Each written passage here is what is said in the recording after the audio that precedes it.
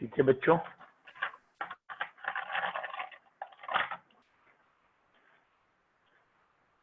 Very good morning to all of you. बेटा, हमारा जो टॉपिक चल रहा है दैट इज मोल। मोल में जब कमांड हो जाएगी तो मोल से ही सेकंड हेडिंग बनती है स्टोइचियोमेट्री। मोल की कमांड करने के लिए आपको बताया गया है कि आप ये याद रखें कि मोल तीन फॉर्मूले से यूजली आएगा। The one is given mass divided by molar mass और मॉलिक्यूलर मास इन ग्राम। मॉलिक्यूलर मास इन ग्राम ही मोलर मास होता है, तो इससे मोल बनेंगे। या अगर कोई भी नंबर गिवन है तो given number divided by Avogadro number. Obviously अगर एटम्स का नंबर है तो एटम्स के मोल आएंगे, मॉलिक्यूल्स का नंबर है मॉलिक्यूल के मोल्स। ऐसे ही अगर आप गिवन मास को एटॉमिक मास से डिवाइड करेंगे तो मोल ऑफ एटम्स आ जाएंगे, मॉलिक्यूलर मास से डिवाइड करेंगे तो मोल ऑफ मॉलिक्यूल आएंगे। और ऐसे ही तीसरा फॉर्मूला था, वो है given volume in litre at HCP for gas. ये ध्यान रखना है, ये सिर्फ और सिर्फ गैस के लिए है, डिवाइडेड बाई 22.4। तो मोल बनाने के अभी आपके लिए ये तीन फॉर्मूलेज हैं दिस वन।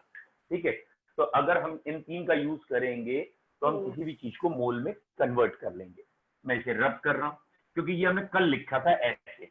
जितना हो सके आप अपनी भाषा में चेंज करिए, लिखिए। जैसे इसका सेकंड रिप्रेजेंटेशन बुक्स में ऐसे दे रखा है कि मैंने ये सेंटर में वर्ड लिख लिया मोल। अब हमारे पास सपोज किसी सब्सटेंस का मास गिवन है, मास गिवन है हमें और हमें मोल बनाने हैं। तो मास से मोल कैसे चेंज करें? यहां से यहां आने के लिए उसे डिवाइड कर दें। किस चीज से डिवाइड कर दें बेटा? उसके मोलर मास से कर दें या मॉलिक्यूलर मास इन ग्राम्स, इससे डिवाइड करेंगे, मोल बनेंगे। ऑब्वियसली अगर आपने मॉलिक्यूलर मास इन ग्राम से डिवाइड किया है तो मोल ऑफ मॉलिक्यूल्स आएंगे। और अगर हमें रिवर्स जाना हो, हमारे पास मोल ऑफ मॉलिक्यूल्स है और मास लाना हो, तो मोल ऑफ मॉलिक्यूल से वापस जाने के लिए मल्टीप्लाई करेंगे, ऑब्वियसली इसी मॉलिक्यूलर मास से मल्टीप्लाई करेंगे। Is it clear? ये खाली रिप्रेजेंटेशन है, ये फूल पत्ती बनने से थोड़ा दिमाग में ज्यादा लॉन्ग टर्म तक याद रहता है। और जितने टाइप से आप ऐसे रिप्रेजेंटेशन कर सकते हैं दैट मीन्स चीजें क्लियर है, क्योंकि ये रिप्रेजेंटेशन वही कर सकता है, चीजों को मैनिपुलेट वही कर सकता है जिसे समझ में आई हो। जिसने रटी है वो कभी मैनिपुलेट नहीं करेगा। अगर आपके पास कोई एक नंबर गिवन है, गिवन नंबर है और आप मोल बनाना चाहते हैं, ये एरो इधर जा रहा है, इस नंबर को मोल में चेंज करना है तो नंबर को डिवाइड करना पड़ेगा मोल में बनाने के लिए। किससे डिवाइड करेंगे? Obviously it should be divided by Avogadro number. और अगर आपके पास मोल है और आप नंबर में चेंज करना चाहते हैं तो आप मल्टीप्लाई करेंगे ऑब्वियसली एवोगाड्रो नंबर से, फॉलोड बाय अगर कोई गैस है, ये ध्यान रखना है, अगर कोई गैस है और उसका वॉल्यूम लीटर्स में गिवन है एसटीपी, एसटीपी में वॉल्यूम गिवन है लीटर्स में और इसे मोल में चेंज करना है, तो बेटा इस वॉल्यूम से मोल बनाने का जो तरीका है, इससे मोल में लाने के लिए इस चीज को आप डिवाइड करेंगे 22.4 से। और अगर आपके पास मोल है और आप वॉल्यूम लाना चाहते हैं तो मल्टीप्लाई करेंगे 22.4 से, फॉलोड बाय गैस की जगह अगर आपके पास कोई लिक्विड है या कोई सॉलिड है, अगर लिक्विड या सॉलिड है और आपको मोल बनाने हैं तो लिक्विड या सॉलिड का जो भी वॉल्यूम होगा उसको पहले मल्टीप्लाई करेंगे डेंसिटी से, जिससे कि वो मास में चेंज हो जाएगा। और जब एक बार मास में चेंज हो जाएगा तो आप यहां से इस चीज को यहां चेंज कर दें। तो जब एक बार वो मास में चेंज हो गया तो मोल ऐसे बनेंगे। और अगर फुल पत्ती कंप्लीट करनी है तो फिर कर लो इसको। अब इस क्वांटिटी को डिवाइड करेंगे मॉलिक्यूलर मास इन ग्राम से, और अगर वापस यहां तक आना है तो मल्टीप्लाई करेंगे इसी क्वांटिटी से। तो फिलहाल अभी मोल बनाने के ये चार। बोलिए भैया, एनीवन हैज एनी डाउट? कोई कुछ बोल रहा है? चलिए माइक क्लोज ही रखा करिए, जब जरूरत हो तभी ओपन करें। अनुराग पांडे कौन है भाई? Anurag Pandey, hello Anurag Pandey, are you getting my voice?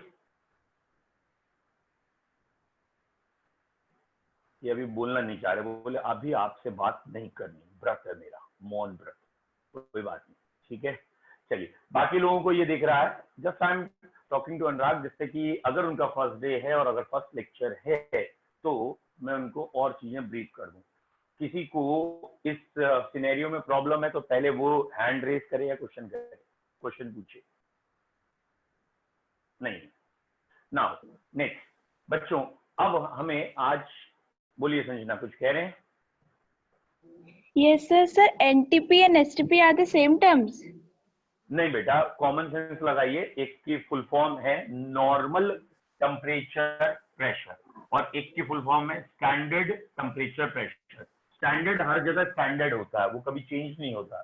जैसे हमने मास के लिए किलोग्राम या ग्राम बनाया है, ग्राम की एक डेफिनेशन है, स्टैंडर्ड डेफिनेशन है। टाइम की यूनिट के लिए सेकंड बनाया है, सेकंड की डेफिनेशन है। ऐसे ही स्टैंडर्ड टेम्परेचर में टेम्परेचर की वैल्यू 273 केल्विन ली है और प्रेशर 1 बार लिया गया है, तो ये स्टैंडर्ड है।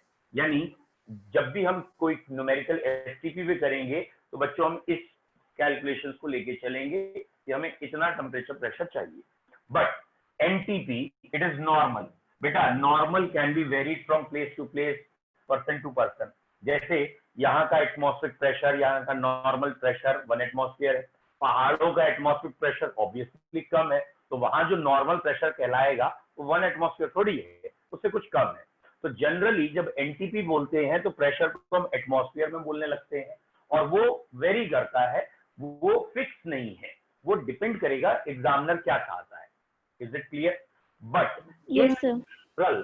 इन जनरल जब भी हम बात करते हैं तो एनटीपी एसटीपी एक सा लेके चलते हैं, और अगर हमें एनटीपी में कोई चीज चेंज करनी है या एसटीपी में चेंज करनी है तो P1 V1 upon T1 equals to P2 V2 upon T2, इस फॉर्मूले में पुटअप करके हम चीजों को चेंज करते हैं।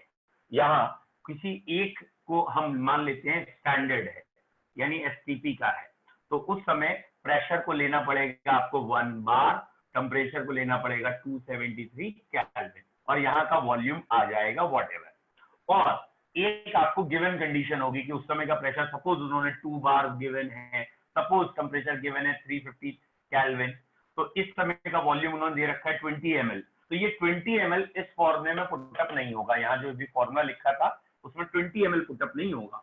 इसको इक्वेट करेंगे, ये तीनों क्वांटिटीज यहाँ प्लेस करेंगे और ये दो क्वांटिटीज यहाँ प्लेस करेंगे। अब जो वॉल्यूम फाइंड आउट होगा इस कैलकुलेशन से वो हम मानेंगे वॉल्यूम एट एसटीपी और उसे रखेंगे। बोलो बच्चों, क्लियर है? Yes, sir. मैं इसे रब कर रहा हूं, ये फूल पत्तियों को हटा रहा हूं यहाँ से, ठीक है। नाउ आपको मैंने आज भी एक शीट मॉर्निंग में भेजी है, जानबूझ के मैंने लेट भेजी है, ठीक है। अब उस अगर आप शीट ओपन कर पाए simultaneously, very good for me. अगर आप शीट ओपन कर लेंगे तो मुझे सिर्फ क्वेश्चन पढ़ के आंसर डिस्कस करने होंगे, ठीक है। बेटा उस शीट में पहला क्वेश्चन है, calculate mass of 1 atom of silver और एटॉमिक मास गिवन है। बेटा ये कोई आपका टेस्ट नहीं है, ये आपको समझाने के लिए शीट है, प्रैक्टिस के लिए प्रैक्टिस पेपर है, इसलिए आंसर साथ में गिवन है, ठीक है। तो अब आप इसको अटेम्प्ट करेंगे, कैसे करेंगे? यहाँ क्वेश्चन है calculate mass of 1 atom of silver. तो क्वेश्चन को करने के दो तरीके। पहला तरीका रेक्टिफिकेशन अप्रोच, कि मोल के दो फॉर्मूले थे, वेट अपॉन एटॉमिक वेट और मास, नंबर अपॉन एवोगैड्रो नंबर, ये दोनों मोल के फॉर्मूले, तो इक्वेट कर सकते हैं। क्वेश्चन में वेट पूछा है, नंबर गिवन है 1, ये कांस्टेंट है, ये कांस्टेंट है, दोनों गिवन है, तो वेट ऑफ सिल्वर के 1 एटम का निकालना था। एटॉमिक वेट 108 ग्राम है, नंबर 1 गिवन है और एवोगैड्रो नंबर ये है, और इसकी सिंपल मैथमेटिक्स कर दी। Weight of 1 atom of silver will be 108 upon Avogadro number, whatever the answer, वो ग्राम्स में होगा वो होगा।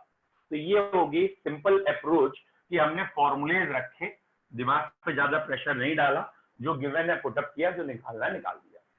दूसरा तरीका, सेकेंड अप्रोच होती है कंसेप्चुअल अप्रोच। बेटा कंसेप्चुअल अप्रोच में क्या कहा जाता है कि आपने कहा सिल्वर का क्वेश्चन है, सिल्वर का एटॉमिक मास गिवन है 108, ये वैल्यू लिखी है। एक्चुअली ये पूरी यूनिट के साथ जब लिखेंगे तो इसका एटॉमिक मास होता है 108 ग्राम पर मोल, ये इसका एटॉमिक मास है। नाउ स्टूडेंट, अगर ये एटॉमिक मास है तो इसमें साफ लिखा है एक मोल का मास इतने ग्राम है, एक मोल में इतने पार्टिकल्स होते हैं, इतने पार्टिकल्स का मास इतने ग्राम है। देयरफॉर एक पार्टिकल का मास कितना होगा, देयरफॉर एक पार्टिकल का मास इतना होगा, और इसको मैथमेटिकली सॉल्व कर लिया, आंसर आ गया। तो इंपॉर्टेंट इज दिस, ठीक है, ये चीज इंपॉर्टेंट है। ये कंसेप्चुअल अप्रोच से आया है बच्चों, और ये वाला जो आपने देखा ये रट्टाफिकेशन फॉर्मुलेटेड अप्रोच है। जितना 11th स्टैंडर्ड की स्टार्टिंग कंसेप्चुअल अप्रोच से होगी उतना आगे आपको केमिस्ट्री अच्छी लगेगी, और अगर आप फॉर्मुलेटेड अप्रोच से करेंगे आंसर जरूर जल्दी आएंगे, लेकिन आगे जब टिपिकल क्वेश्चंस आएंगे, जब एग्जामिनर घुमाएगा, जब एग्जामिनर चीजों को ट्विस्ट करेगा तो आपको प्रॉब्लम आएगी। ठीक है, पहले क्वेश्चन में किसी बच्चे को डाउट है तो बताइए, मैं दोबारा सॉल्व करूंगा। क्वेश्चन था wait of 1 atom of silver, 1 atom of silver का वेट निकालना था। एनीवन हैज डाउट तो आप बताइए। बेटा किसी बच्चे को इसमें डाउट है तो पूछिए, नहीं है, ठीक है। नेक्स्ट सेकंड क्वेश्चन बच्चों, सेकंड क्वेश्चन है calculate mass of 1 atom of C14।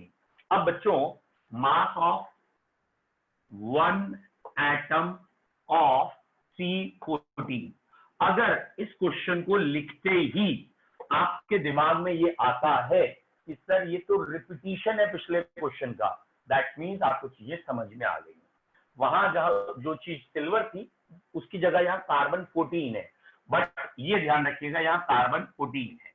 तो 1 mole atoms of C14 has weight 14 gram. 1 mole में इतने एटम्स होते हैं, इतने एटम्स का वेट 14 ग्राम है, तो बेटा 1 एटम का वेट 14 अपॉन एवोगाड्रो नंबर आएगा। बोलो बच्चे, क्लियर है? आई होप सो क्लियर होगा। बेटा सेकंड क्वेश्चन का सेकंड पार्ट है मास ऑफ 1 मॉलिक्यूल ऑफ, बेटा माइक किसका ओपन है? वैष्णवी माइक क्लोज करा करिए बेटा।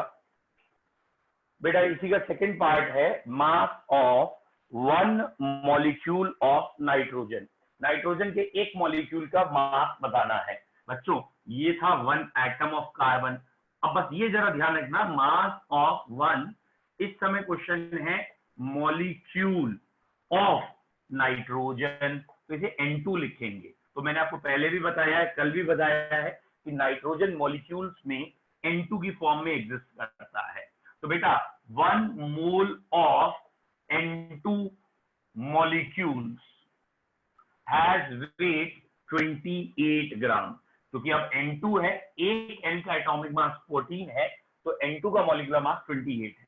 तो 1 मोल N2 है 28, इतने मॉलिक्यूल का वेट 28 है, तो 1 मॉलिक्यूल का वेट कितना होगा? 28 अपॉन एवोगाड्रो नंबर, और आंसर ग्राम में आएगा। बेटा इसी में थर्ड भी है part, 1 molecule of water, mass of 1 molecule of water. तो अगर आपको समझ में आ रहा है, अब यहाँ वाटर हो गया, वाटर का मॉलिक्यूलर वेट 18 हो गया, मैंने यहाँ वाटर कर दिया, 18 हो गया, और अब ये सॉल्व हो गया। Is it clear? Fourth part है इसमें 100 मॉलिक्यूल्स ऑफ सुक्रोज। अब 1 की जगह 100 कह दिया गया है, मैं दोबारा लिख देता हूं, 100 मॉलिक्यूल ऑफ सुक्रोज का मास पूछा है। तो बच्चों 100 मॉलिक्यूल ऑफ सुक्रोज, सुक्रोज होता है C12H22O11, सुक्रोज का मोलर मास 342 आएगा, और पूरी वैल्यू लिखे तो ग्राम पर मोल है। तो सुक्रोज में 1 mole sucrose molecule 1 mole sucrose molecule has weight, इनका वेट होता है 342 ग्राम, ग्राम पर मोल। 1 मोल का वेट कितना है? 1 मोल में बेटा इतने मॉलिक्यूल्स हैं, इतने मॉलिक्यूल्स का वेट 342 ग्राम। बेटा 1 मॉलिक्यूल का पहले वेट निकालेंगे, 1 मॉलिक्यूल का वेट इतने ग्राम आएगा। मैंने एवोगाड्रो नंबर की वैल्यू की जगह Na लिखा है। अब बेटा यूनिटरी अप्रोच आ चुकी है, 100 मॉलिक्यूल्स का वेट निकालना है। पहले 1 की वैल्यू आ गई, अब 100 की वैल्यू से निकालना था, इनटू 100 मल्टीप्लाइड बाय 100। ये हमारा सेकंड क्वेश्चन कंप्लीट हुआ। इस शीट में शायद 18 क्वेश्चन के आसपास हैं। मैंने पहले 2 क्वेश्चन कंप्लीट कराए हैं। पहले 2 क्वेश्चन में किसे किसे प्रॉब्लम है बताइए। पहले 2 क्वेश्चन में किसी भी, आप अपनी शीट खोल पा रहे हैं अभी? Yes sir. Yes sir. Very good. तो बेटा अगर पहले 2 क्वेश्चन में कोई प्रॉब्लम है तो पूछिए, नहीं तो मैं अगले क्वेश्चन पे आऊं। ठीक है, ठीक है, कोई प्रॉब्लम नहीं। वेरी गुड बेटा। क्वेश्चन नंबर 3, क्वेश्चन नंबर 3 है calculate the mass of 1 U इन ग्राम। वैसे तो मैंने आपको करा रखा है, लेकिन फिर बता देते हैं 1 U का मास कितना है ग्राम में, और ये कैसे सॉल्व हुआ, कैसे आया। ठीक है, कंसेप्ट से बता रहा हूं, रेक्टिफिकेशन नहीं। Mass of 1 U in gram. 1 U की डेफिनेशन क्या है? 1 U आपकी रटी रटाई डेफिनेशन होगी, it is 1/12 of mass of 1 atom of carbon. 1 U की डेफिनेशन है, इट इज 1/12 मास या 1/12 of the mass of 1 atom of carbon, C12। C12 का एक एटम का मास पहले निकालें, और उस एक एटम के मास का 1/12 हिस्सा जो होगा उसको हमने 1 U या 1 यूनिट माना है। तो C12 में C12 अगर लिखें तो आज की डेफिनेशन या जनरल डेफिनेशन के हिसाब से 12 ग्राम कार्बन जो है उसका, कार्बन का एटॉमिक मास 12 है बेटा, और इस 12 ग्राम में यूनिट के हिसाब से ग्राम पर मोल आ गया। इतने एटम्स का मास, इतने एटम्स कार्बन के, इसका मास है 12 ग्राम। तो बेटा 1 एटम का मास कितना आया? 1 एटम का मास आया 12 अपॉन एवोगाड्रो नंबर, ये आया 1 एटम का मास। और जो भी 1 एटम का मास होगा उसका 1/12 1 U कहलाएगा। तो 1/12 करना है यूनिटरी अप्रोच का, बेटा इसका 1/12 किया, और जब इसका 1/12 करेंगे 12 कैंसिल होगा, 1 upon Na gram is the answer. तो 1 अपॉन Na को मैथमेटिकली फाइंड करना चाहते हैं तो बेटा Na की वैल्यू 6.022 इंटू 10⁻23 लिख के सॉल्व कर लीजिए। तो ये अगर मैंने लिख लिया 1 अपॉन 6.022 इंटू 10⁻23, 23 ऊपर जाएगा तो -23 हो जाएगा, और 1 से जब डिवाइड करेंगे तो डेसिमल्स आने लगेंगे। तो मैंने 10⁻24 लिख लिया, तो ये 10 अपॉन 6.0 हुआ। और अब अगर इसको डिवाइड करेंगे 10/6 तो वो नियरली 1.6667 समथिंग ऐसा आएगा। तो ये वैल्यू आ गई। तो अभी मैंने ये पूरा करके दिखाया है, जिसे मैं फिर रिपीट करूंगा। 1 U क्या है? What is 1 unit? यूनिट का मतलब क्लियर है ना? जैसे इस मार्कर को मैंने अभी 1 यूनिट कह दिया। अब लेट सपोज एक डब्बा मार्कर का है, उसमें 6 मार्कर है, तो मैंने कह दिया भाई ये 6 मार्कर 1 यूनिट गिने जाएंगे, यानी हम हमेशा 6 में ही गिनती करेंगे। तो 1 यूनिट को जरूरी नहीं है कि वैल्यू 1 हो, कितनी क्वांटिटी को हम 1 मानते हैं वो 1 यूनिट होता है। तो यहाँ 1 यूनिट किसे माना गया है? कार्बन 12 के 1 एटम का जो भी वेट है उसका 1/12 करेंगे, उसे 1 यूनिट मानेंगे। कार्बन 12 के 1 एटम का 1/12 weight of C1 atom of carbon 12, 1 atom of C12 इन ग्राम, ये 1 U की डेफिनेशन है। अब हमने जब ये मैथमेटिक्स की कि कार्बन का वेट 12 ग्राम होता है, 12 ग्राम में इतने एटम्स होते हैं, इसका मतलब 1 एटम का वेट इतना आया। और 1 एटम के वेट का 1/12 किया तो ये आया 1/Na ग्राम। और बच्चों ये 1/Na को ही हम कहते हैं 1U। तो व्हाट इज 1 AMU या व्हाट इज 1U? 1 यूनिट क्या है? तो बेटा 1U एक यूनिट जो बनाई है वो ग्राम्स में 1/Na ग्राम है। Is it clear? और कई लोग इसे क्रॉस मल्टीप्लाई करके भी लिख देते हैं कि 1U into Na is equal to 1 gram, लेकिन ज्यादा इधर उधर करने की जरूरत नहीं है। सीधा याद रखना है कि 1U की एक वैल्यू है। 1U की वैल्यू ग्राम में कितनी है? 1.6667 10⁻24 ग्राम। ये 1U की वैल्यू है। और अगर बच्चों प्रोटॉन का आप मास देखोगे ना तो प्रोटॉन का मास भी नियरली इतना है, स्लाइटली वेरिएबल है, एक 1.672 है, एक 1.677। तो बेटा ये था क्वेश्चन नंबर 3 और क्वेश्चन नंबर 3 था what is the mass of 1 AMU? ये आंसर था। Any doubt in mass of 1 AMU? कोई डाउट नहीं है? एक बार दोबारा समझा दीजिए। अच्छा बेटा, बेटा क्वेश्चन नंबर 12 था मास ऑफ 1 AMU बताना था इन ग्राम। जिसको भी हमने आज की तारीख में 1 यूनिट माना है उसको ग्राम्स में कितना कहेंगे?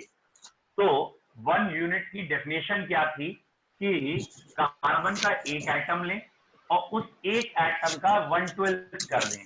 कार्बन के एक एटम का जो भी वजन है ग्राम में उसका 1/12 वो कहलाएगा 1U। तो बेटा 1U हो गया 1 एटम ऑफ कार्बन का 1/12। तो 12 ग्राम कार्बन में कितने एटम होते हैं? 12 ग्राम कार्बन में Na एटम। तो बेटा एक एटम का वेट आया 12/Na, लेकिन हमें एक एटम के वेट का 1/12 करना है तो अब इसका 1/12 किया और इसका जब 1/12 किया तो 1/Na आंसर बचा। तो 1U की वैल्यू आ गई 1/Na और इसको ऐसे ही याद रखें, ज्यादा अच्छा है। 1U इज 1/Na ग्राम। तो AMU में या 1 यूनिट का वेट जो माना गया है वो 1/Na है। कोई डाउट? अब क्लियर है? Yes sir. चलिए, किसी और बच्चे को कोई डाउट नहीं? Question number 4, calculate the number of molecules and number of atoms present in 11.2 litre of oxygen at NTP। फिलहाल बेटा NTP STP एक ही मान के क्वेश्चन करने हैं। तो 11.2 लीटर है। ये शीट का कौन सा क्वेश्चन है? बेटा ये ऑब्जेक्टिव वाली शीट नहीं कर रहे हैं हम। आज जो मैंने अभी शीट भेजी है सुबह सुबह 9:30 पे, जो ग्रुप में लास्ट शीट पड़ी है वो है। Okay sir. उसका क्वेश्चन नंबर 4 है ये। ठीक है, देखा आज की शीट अगर आप खोल पाए। ठीक है, चलिए कोई बात नहीं, अगर नहीं भी खोल रहे बेटा प्रॉब्लम में मत आओ, ज्यादा उससे पैनिक मत हो। मैं सारे क्वेश्चन बोल भी रहा हूँ, ठीक है? तो लिख भी दूंगा, अगर आपको लगेगा क्वेश्चन लिख देंगे हम। तो यहाँ क्वेश्चन है दूसरे मोबाइल में। कोई बात नहीं बेटा, मैं क्वेश्चन लिख दे रहा हूँ, ठीक है? कैलकुलेट, यहाँ क्वेश्चन है calculate the number of molecule and calculate the number of molecule and number of atoms in 11 litre of O2 gas at STP और NTP। एक ही बात है इस समय। अब बच्चों इस क्वेश्चन को करना कैसे है? ये हमें वॉल्यूम गिवन है, गैस का वॉल्यूम गिवन है, तो हम 22.4 वाला कंसेप्ट लगा सकते हैं। तो अब हम पहले बनाएंगे यहाँ मोल्स कितने हैं। तो मोल्स ऑफ O2 मॉलिक्यूल। बेटा क्योंकि नंबर में ऑक्सीजन मॉलिक्यूल्स में एग्जिस्ट करती है, तो यहाँ जो ऑक्सीजन गैस दे रखी है वो मॉलिक्यूल्स है। 11.2 अपॉन 22.4 इक्वल टू 1/2, पूरी बात लिखें 1/2 मोल्स ऑफ O2 मॉलिक्यूल्स। तो यहां इतने मोल्स आए हैं। फिर क्वेश्चन को दोबारा पढ़िए। क्या क्वेश्चन में मोल्स पूछे हैं? बेटा मॉलिक्यूल के नंबर पूछे, मोल नहीं। जैसे मैं आपसे कहूं ना कि सपोज कि हमारे पास 36 BMW कार्स हैं, तो कितनी कार्स हैं? तो अगर मैंने कितनी कार्स कही है तो वो तो 36 ही है। अगर मैं कहूँ डजन बताओ तो 12 से मल्टीप्लाई डिवाइड होगा। तो यहाँ मोल तो पूछे नहीं है, सिर्फ नंबर पूछे हैं। तो ये मोल वर्ड हटाना है। जैसे डजन हटाने के लिए 12 से मल्टीप्लाई करते हैं, तो मोल हटाने के लिए नंबर में एवोगैड्रो नंबर से मल्टीप्लाई करेंगे और इतने मॉलिक्यूल्स ऑफ ऑक्सीजन हो जाएंगे, what ever be the answer. पहले हमारे पास मॉलिक्यूल्स आ गए, तो हमने ये पहला क्वेश्चन सॉल्व कर रहे हैं मॉलिक्यूल्स। तो हमने पहले क्या किया, हमारे पास ऑक्सीजन गैस गिवन थी। क्वेश्चन को सही से अंडरलाइन किया करो। ऑक्सीजन गैस गिवन है एट एसटीपी। तो जब भी गैस गिवन है और एसटीपी गिवन है तो 22.4 लीटर वाला कंसेप्ट सही है, लगा सकते हैं। अभी आपको इसका वॉल्यूम गिवन था, गैस एसटीपी भी गिवन थी, तो आप ये जनरल फॉर्मूला लगा सकते हैं, mole is equal to volume upon 22.4, और यहाँ ऊपर लीटर में ही होना चाहिए। तो ये आपका हाफ मोल ऑक्सीजन आ गया। अब क्वेश्चन में पढ़ते देखिए मोल्स निकालने भी हैं, तो ये देखा मैं, नहीं भाई मोल नहीं, मॉलिक्यूल्स के एटम्स बताने, सॉरी मॉलिक्यूल्स के नंबर बताने सीधा, ना कि मोल्स। तो मोल वर्ड को हटाना है, मोल वर्ड को हटाना है। क्रॉस, क्रॉस मतलब मल्टीप्लाई, तो इसे मल्टीप्लाई करेंगे, किससे मल्टीप्लाई करेंगे, नंबर से। तो ये पहला आंसर। सेकंड है नंबर ऑफ एटम्स बताओ। अब हमारे पास O2 मॉलिक्यूल है, ये हमें साफ दिख रहा है कि ये O2 मॉलिक्यूल दिख रहा है बेटा, इसमें 2 एटम जुड़ के मॉलिक्यूल बना रहे हैं, और अगर 2 एटम जुड़ के मॉलिक्यूल बनाते हैं तो ये कहलाते हैं diatomic molecules. Diatomic है, 2 एटम। बेटा एक मॉलिक्यूल में 2 एटम है, तो इतने मॉलिक्यूल में कितने एटम होंगे, यूनिटरी अप्रोच। एक मॉलिक्यूल में 2 एटम है, तो इतने मॉलिक्यूल में डबल एटम हो गए, और अगर डबल करेंगे तो ये हाफ भी कट जाएगा, सीधा आंसर Na आएगा। लेकिन पूरा लिखिएगा, number of atoms of oxygen is Avogadro number. अच्छा, जो हमने आंसर शीट में दिए उसमें भी शायद खाली एक ही आंसर दिया है, वो एटम्स का ही दिया है, मॉलिक्यूल्स का नहीं दिया है। बोलो बच्चों, फोर्थ क्वेश्चन के दोनों पार्ट्स में कोई डाउट है, पूछिए। सेकंड वाला नहीं आया बेटा सेकंड वाले में कहा गया है मॉलिक्यूल्स की जगह एटम्स बताने हैं, सेकंड वाले पार्ट में एटम्स कहे हैं। तो अभी हमने पहले मॉलिक्यूल निकाले हैं, फिर एटम पे जाएंगे। फिर से सुनिए, जैसे बेटा ये 2 ब्लू मार्कर है मेरे हाथ में, और मैंने इन दोनों ब्लू मार्कर को टाई कर दिया, टाई अप कर दिया, ये ठीक है, ये कंडीशन है। बेसिकली इट इज O2, ये O था, ये O था, ये दोनों मिले और ये बन गए O2, ठीक है। अब मैं आपसे कह रहा हूं कि मेरे पास ऐसे O2 5 है, 5 O2 है, तो बताओ O एटम्स कितने हैं। तो बेटा हर एक O2 बनाने में 2 एटम लगे होंगे, तो 5 O2 बनाने में 5 टाइम्स कर देंगे। सिमिलरली यहां हमारे मॉलिक्यूल्स इतने आए थे पहले वाले पार्ट में, इतने मॉलिक्यूल्स आ गए थे, मॉलिक्यूल्स ऑफ ऑक्सीजन, लेकिन हमें निकालना है एटम। तो one molecule of O2 has 2 oxygen atoms. बेटा एक मॉलिक्यूल में 2 एटम है, unitary approach, one molecule of O2 has 2 atoms, therefore इतने मॉलिक्यूल में कितने एटम होंगे, ठीक है। तो ये यूनिटरी अप्रोच थी, 1 में इतने हैं तो इसको मल्टीप्लाई करेंगे, तो 2 इंटू दिस, और जब हम ये मल्टीप्लाई करेंगे ये 2 कैंसिल हो रहा है, तो ये एवोगैड्रो नंबर ही आंसर आ गया। बोलो अब क्लियर है, अब किसी को डाउट है, ठीक है। तो ये था हमारा क्वेश्चन नंबर 4। नाउ बेटा अब मैं आपको इसमें रैंडम क्वेश्चंस करा रहा हूं, ठीक है। रैंडम का मतलब होता है मैं लाइन से सारे नहीं बता रहा हूं, पहले 4 मैंने आपको बता दिए हैं, ठीक है। चलिए 5वां अच्छा है तो 5वां भी बता रहा हूं। The mass of 94.5 ml of a gas is found to be 0.2331 gram, calculate molar मास।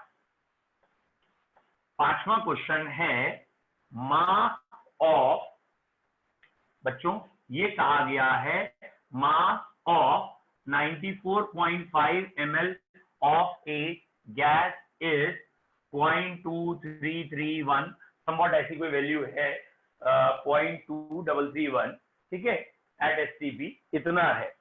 और कैलकुलेट मोलर मास, यहां निकालना है कैलकुलेट मोलर मास। मोलर मास मतलब एक मोल का मास बताना। दो अप्रोच होंगी।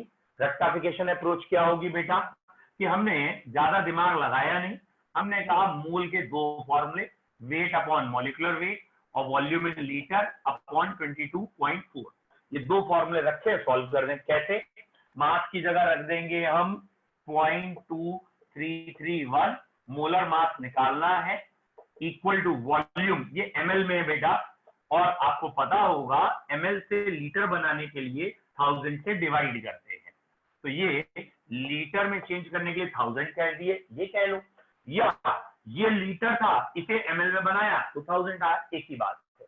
और अब क्रॉस मल्टीप्लाई करके सिंपल मैथमेटिक्स करके आंसर आएगा। Molecular weight is 0.2331 into 22.4 multiplied by 1000 upon 94.5, ये मॉलिक्यूलर वेट इन ग्राम आएगा।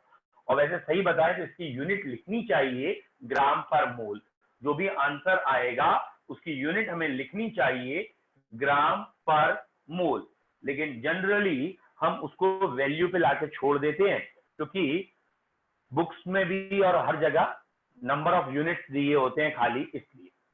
फिलहाल क्वेश्चन नंबर 5 था बेटा, क्वेश्चन नंबर 5 था मास of 94.5 ml of a gas is given, और पूछा है 1 मोल का मास बताइए। तो ये तरीका है रेक्टिफिकेशन अप्रोच का। अब अगर हम कंसेप्चुअल अप्रोच की बात करें तो आंसर तो यही आएगा, बट कंसेप्चुअल अप्रोच में आपके दिमाग में कंसेप्ट से अप्रोच बनानी है। कंसेप्ट की अप्रोच क्या है कि 94.5 ml का मास इतने ग्राम, इसका मतलब 1 ml का मास इतने ग्राम।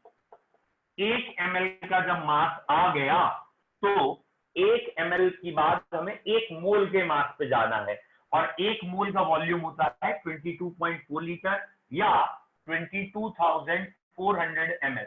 1 ml का मास ये है, तो इतने ml का मास कितना होगा। यूनिटरी अप्रोच, यहां से भी इसको भी इससे मल्टीप्लाई किया और इसको भी इससे मल्टीप्लाई किया, तो ये आंसर आपका आएगा। तो ऑब्वियसली पीछे भी आंसर यही आया होगा, होपफुली यही आंसर यहाँ आएगा। एनी डाउट, बोलो बच्चों। तो ये था क्वेश्चन नंबर 5। क्वेश्चन नंबर 5 में किसी बच्चे को डाउट है तो पूछिए। नहीं है, अगले क्वेश्चन पे आए, फिर भी पूछ लेता हूं। अभय, बोलो बेटा, अभय कोई डाउट है? Yes sir. बताओ, डाउट है? No sir. अच्छा ठीक है, thank you. Parthi? No sir. पहले पांचों क्लियर थे बेटा? Yes sir. Very good. Sanjana? All clear? Sanjana? Sanjana का कनेक्शन गया। निशिका? Yes sir. क्लियर है बेटा पांचों क्वेश्चन? Yes sir. संजना बेटा आपको क्लियर है पांचों? Yes sir. Very good. Vaishnavi बेटा डाउट है कोई? No sir. Very good. Chahak? Yes sir. सारे क्लियर हैं? Yes sir. Very good. Khushi? Yes sir. Very good. बेटा अब हम रैंडम कर रहे हैं, और रैंडम में भी ना जानबूझ के हम थोड़ा टफ से क्वेश्चन स्टार्ट करेंगे, और जनरली हम मानते हैं कि top to bottom question tough होते जाते हैं। तो हम लास्ट क्वेश्चन को अप्रोच कर रहे हैं 16। Calculate the wait of carbon monoxide having same number of oxygen atom present in 88 gram of carbon monoxide. ठीक है, क्वेश्चन नंबर 16 में जान के एकदम रैंडम उठा रहा हूं, पिकअप कर रहा हूं, और मैं बोर्ड पे लिख दे रहा हूं उन बच्चों के लिए जिनके पास इस समय शीट ओपन नहीं हो रही। Calculate the wait of carbon monoxide calculate the weight of carbon monoxide having same number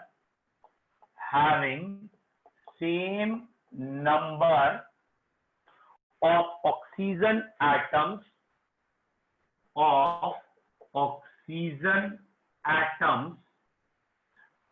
having same number of oxygen atoms as present in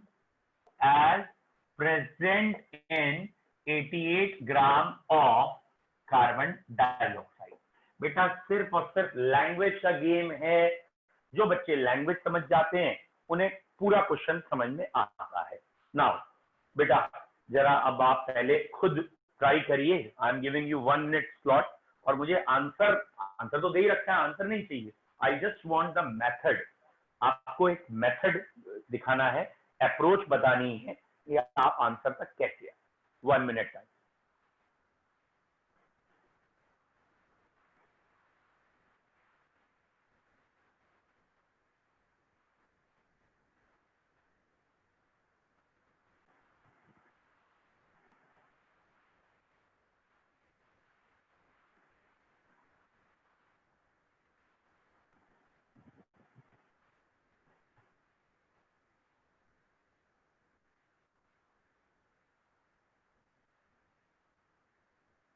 ठीक है, अब बेसिकली अब मैं आपको आंसर बताने जा रहा हूं या तरीका बताने जा रहा हूं। आपको बस इतना सोचना था कि इस क्वेश्चन में डायरेक्टली नहीं बताया है ऑक्सीजन एटम का नंबर, तो पहले ऑक्सीजन एटम का नंबर निकालो फिर इस पार्ट में एंटर करो। Is it clear? Oxygen atom का नंबर कैसे निकालेंगे? 88 ग्राम ऑफ CO2 में ऑक्सीजन एटम का नंबर चाहिए।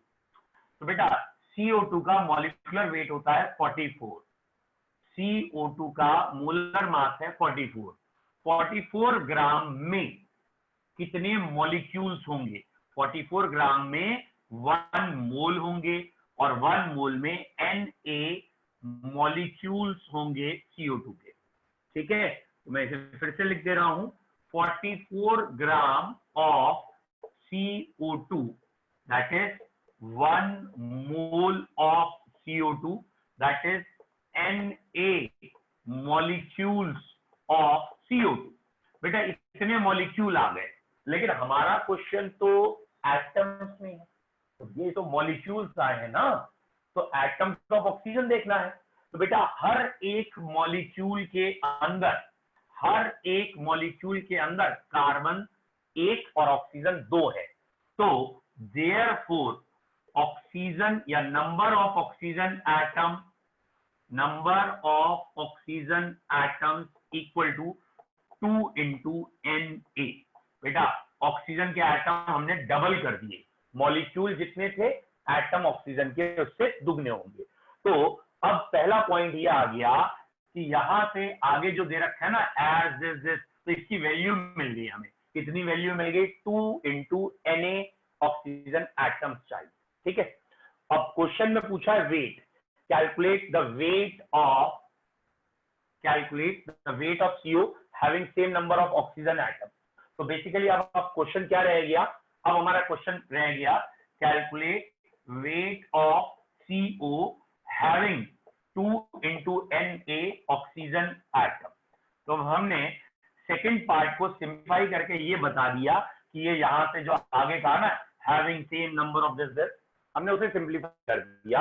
अब बच्चों हमारा क्वेश्चन हो गया वेट ऑफ कार्बन मोनोऑक्साइड बताइए जिसमें 2 into Na एटम हो। तो अब फिर से वही यूनिटरी अप्रोच करेंगे।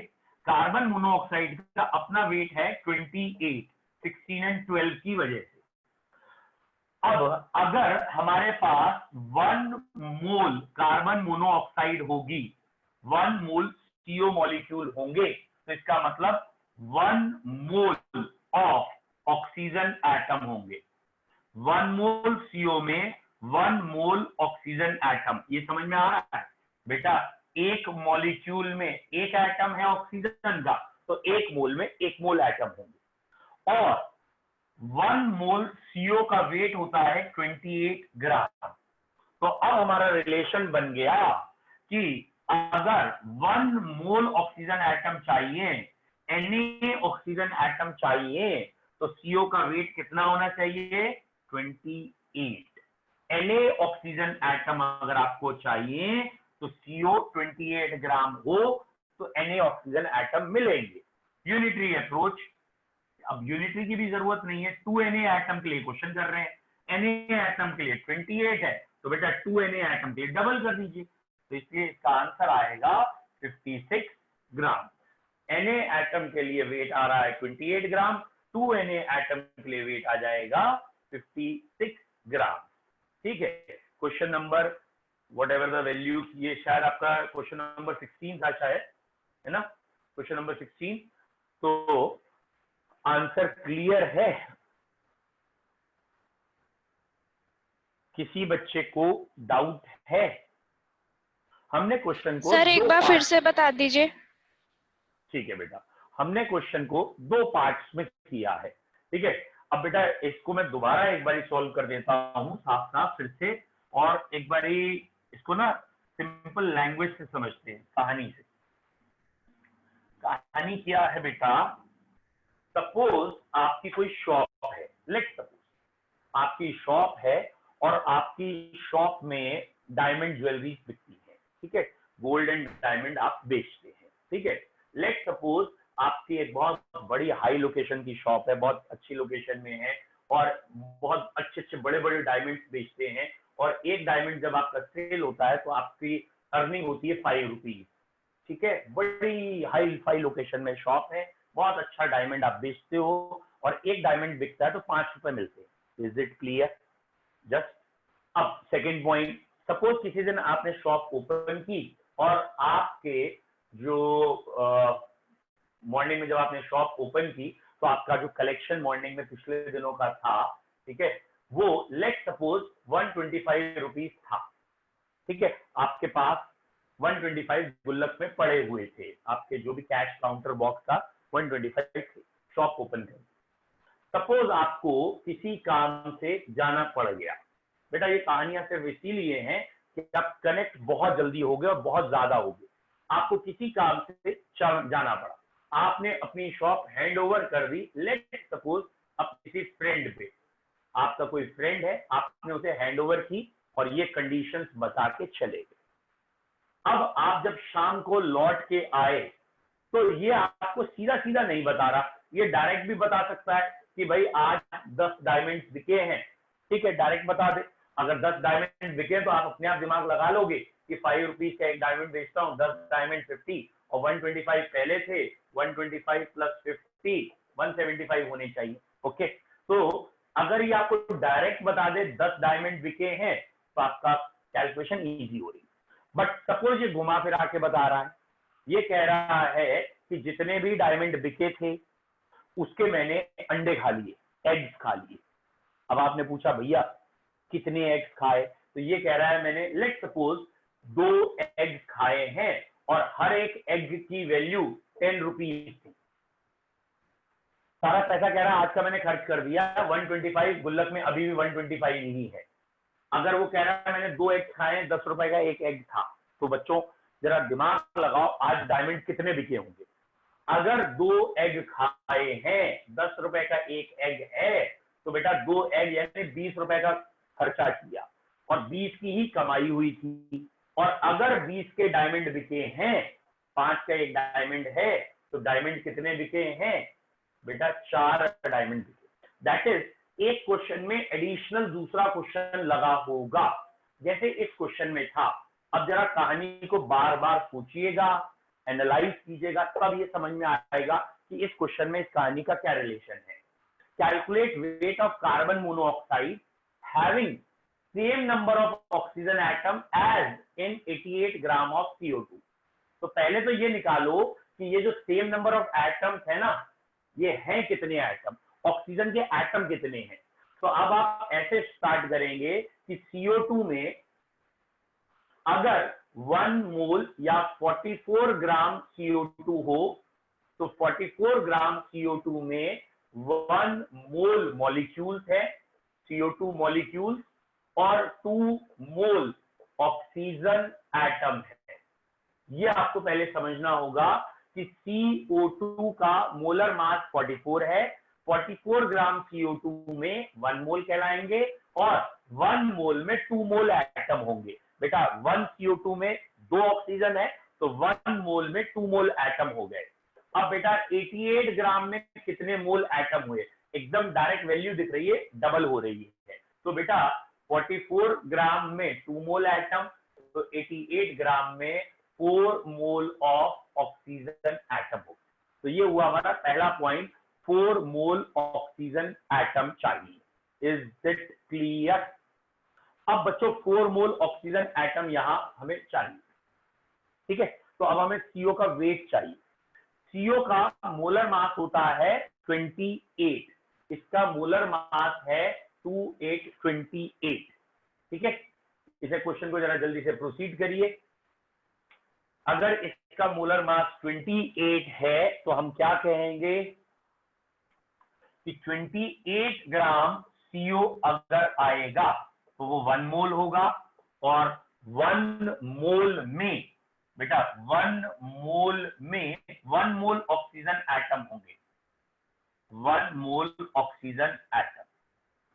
तो 1 मोल ऑक्सीजन एटम का वेट 28 ग्राम आ रहा है, 4 मोल ऑक्सीजन एटम का वेट निकालना है। वॉट एवर द कैलकुलेशन, ये 112 आया, ठीक है। इसका आंसर 112 आया है। बोलो बच्चों क्लियर है? एक बार जरा चेक कर लीजिए कोई मिस्टेक तो नहीं की, क्योंकि मुझे ध्यान आ रहा है शायद मैंने आपको इससे पिछले में 56 बता दिया था शायद। Yes sir. Yes sir. Answer होगा 112 ग्राम, सॉरी आंसर है 112 नॉट 56। कहीं पीछे हमने गलती कर दी होगी एटम और मॉलिक्यूल में, मे भी हमने 16 ले लिया हो और व्हाटएवर। चलिए क्लियर है अब ये क्या है? Answer is 112 gram. बताओ किसी बच्चों को दिक्कत है? Anyone has doubt? Abhay ji समझ में आ रहा है? Yes sir. बेटा शीट है तेरे पास Abhay? Yes sir. Very good. बेटा आप सबके पास शीट है वैष्णवी को छोड़ के? निशिका, पारकी, मतलब शीट खुल रही है अभी? Yes sir. तो मेरे पास दूसरे फोन में होगा। नहीं मतलब अभी तो नहीं खुल रही ना आपकी, इसलिए कह रहा हूँ। बाकी सबकी अभी ओपन हो सकती है ना।